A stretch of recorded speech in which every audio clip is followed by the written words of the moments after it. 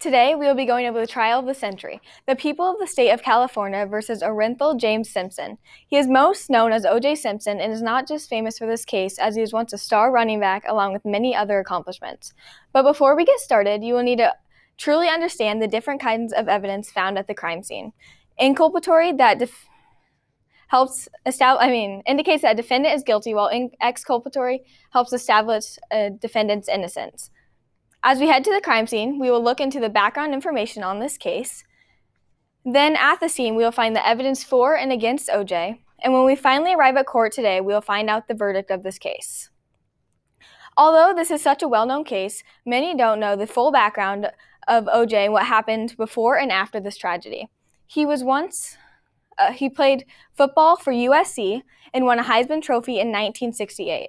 And as he continued on his career, he went to play for the NFL for the Buffalo Bills from 1969 to 1977. Those events sure did shape his life, but so did what took place in 1998, but in very different ways. In 1998, OJ was acquitted of the murder of his ex-wife, Nicole Brown, and Ronald Goldman, according to History.com. They were both stabbed to death outside a condo in LA. Simpson quickly became the prime suspect, reason being that he'd reportedly abused his wife in the past, but in 1968 pled no contest to spousal battery.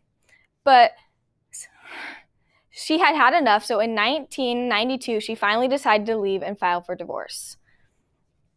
But now we move on to the most important part of the case, the evidence. As this case became more and more popular, they needed more and more personnel at the scene. According to FamousTrials.com, the most important piece of evidence was the fact that they never found the murder weapon at the scene. But OJ had a missing knife in his collection of no explanation of where it was. What did not look so good for him was the fact that the shoes found at the crime scene were size 12. And you may be thinking, he's not the only one that wears size 12 shoes. But coincidentally, they were handmade by designer Bruno Malgi, who had said they had previously sold shoes to OJ before.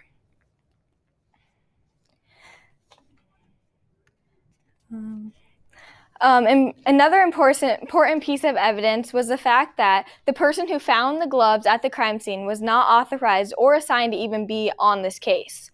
But where it looked not so good for him was the fact that the gloves were found in his garage behind his house. The last piece of evidence I will be going over today is exculpatory, as personnel collected blood to be sampled from the scene, and some already had EDTA in it. Therefore, leading to the conclusion that someone took his blood and placed it at the crime scene, tampering with his DNA. But all of this is nothing until the verdict is truly decided, so that's why we head right on into what went right down in the courtroom. At court, as we have officially arrived at court, we will begin to go over O.J. Simpson's relations to the murder of Nicole Brown and Ronald Goldman. In 1990s, he was found not liable. He was found liable for wrongful death in a civil case, and was ordered to pay $33.5 million in damages to the Goldman and Brown families, according to ABC News. But he was found not guilty in a criminal case for either murder. You can truly see what this crime and verdict did to the families and Goldman's sister, Kim. As she tweeted, 27 years ago today, my best friend was murdered. I can still taste the pain. I live every day with grief and loss, and it cripples me sometimes, but that's okay, it's supposed to. But this infamous crime is not the only thing on his record, though, after being found not guilty in 1995. Because in 2007, he was charged with armed robbery and kidnapping, and it doesn't stop there, because in 2008, he was charged and convicted for 33 years imprisonment with a minimum of 9 years without parole.